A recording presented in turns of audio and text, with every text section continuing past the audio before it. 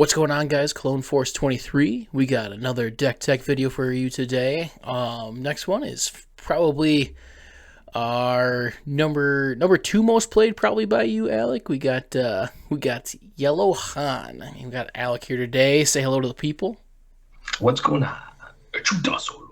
Juta solo. So, yeah, we got Han Yellow today. Alec, you got us the Rebel package here today, but we've got still got some strong representation out of Han Yellow, and it definitely proved itself well in this last weekend. I would I would still be concerned about this one floating around, but Alec, tell me what you're thinking here with your construction.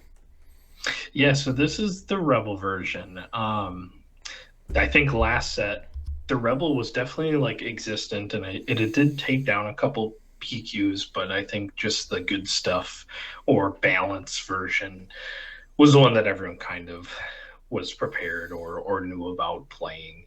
And we got a couple real good pieces this set for the Rebel version. Some real scary pieces.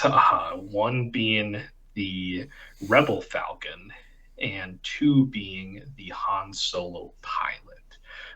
So I really wanted to give this one a go, especially the thing that I've always liked about the Rebel one is, for those who don't know, a core piece of the Mono Yellow Rebel is you play like 20 to 25 three drops and you just jam 3PO on turn one, call three.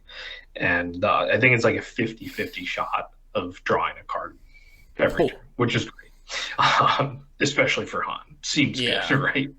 And so and then like 3PO is just, even if he just dies after that turn, you got a card, which is so valuable in Han. On top of that, 3PO wears a Hotshot Blaster really well.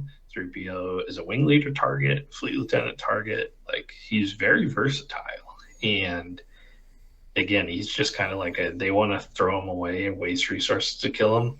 Go ahead, kill my yep. 1/4 turn one play. So I've been jamming this one quite a bit, and it's explosive. I mean, it's definitely more of a aggro Han list versus the balance could be concerned or considered like a control oriented or just more tempo, where this list is kind of more to the face, normal rebel stuff, right?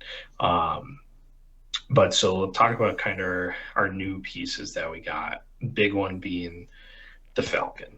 So the problem with rebels was hey, we're still playing aggressive, right? And the only space unit we could play on turn one was Wing Leader or the Old Falcon. The Old Falcon's really good, but it's not a rebel.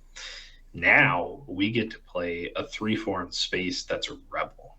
I mean, it's like, if Sabine, think if Sabine could do this, it'd be like game changing, right? Yeah, And so the fact that you can do that, and then if you get a wing leader off or a fleet off, you're swinging for five to base, or even the Han pilot again. That's six to base. So there is some crazy damage output that can happen on turn two with this deck. And then the Han pilot just adds more like ferocity to it due to the fact that we have a pump in space. We're playing more space units than the normal Mono Han does, which is usually just the Little Falcon. And it also has first strike for both of our Falcons, which is really good in the mirror.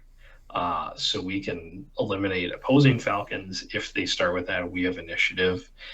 Yeah, it's really good. And then the rest of the deck is just normal good Han stuff. We're playing Tech DJ, right? We kind of have to. We're playing Cunning. We're playing Kira. We're playing Han and Envy's Nest units. Just the good stuff. And then our three drop pool is where the deck kind of shines. It's just a lot of versatility, right? Bodhi's a rebel. So that's one thing, is he can get buffed. And then we have the Ezra and Rogue Operative as the two kind of like, when they're good, they can be. Um, I just wish we had a 3/5 rebel in yellow, but that would be like too good. I don't think Yeah. they can do that. Um, but yeah, and then we were playing the 2 wing and the 2 fleet as the good stuff rebel brothers that have always been together. So yeah, your ideal is just like 3BO turn one, call three, draw cards, see what advantage you can get. Otherwise, just what do you got? Play with what you got. But yeah, it's felt really strong. I mean, you can get that either of the Falcons like can do some crazy amount of damage with the Han pilot, and then like a surprise strike after that, like 9 damage from one attack, especially in space where if you can get rid of their space unit, generally in this set, like you're kind of good. Um, but yeah, and then Rogue Operative with a surprise strike, it kills Django, kills Quinlan. So those are it kills Piet two with the raid two, and then the three gets to 7. So that's a really relevant like trade that can happen as well. A lot Oh of people yeah. kind of just leave Rogue Operative alone because it's not historically been a super strong card, but can kind of just pop out and be like, oh, killed your 7 cost leader. Great. Yeah. So yeah, main deck feels good. We do got to run a bunch of the threes just for that 3PO chance, but yeah, the rest is just good Han stuff. Nothing much to say there. And then the side deck is the one thing that I would love to fit into the main is the 2 Gam guards. That is just the card that has always been really relevant into Django and really relevant into Sabine on protecting our Han flip turn. In this version, it doesn't feel as important to have like a crazy Han flip turn. We're not usually trying to jam NVs or do DJ unless it's against a deck that will just get punished by it. A lot of times with this one, we're trying to do like a 3 and a 4 or a 2 and a 5. So if it gets interrupted, it's not the end of the world. But we do have the Gam guards there to help that. Playing bamboozles in the side, I didn't feel like it was that important in this one to play it in the main deck because again we are more aggro focused. 3 sparks comes in against control. That's a given. Also comes in against the secret sauce deck. Unity of Purpose Rex. Oh boy. That kind of shuts down that deck. But and then we're playing a third copy of the Han unit in the side. I really fought back and forth about whether this should be MPs or the Han unit. I think MPs honestly is like better into just the world right now. It's better into a lot of the decks, but the Han unit is so important in the mirrors. So I think it had to be the Han unit for that. Yeah. And then we're playing the yellow staple 2 cost sideboard card in every deck right now, which is Commandeer against all the decks that it's good at. So definitely there was at a point where it was in the main deck, but moved to the side deck for now. Yeah, that makes sense. I mean, we still, I'm hopeful that we're still going to have a decent amount of variety. So keeping Commandeer on the side makes sense. Obviously, if can be flex if changes happen, but if you're playing yellow, which there's very few people who aren't, I would keep this in your side.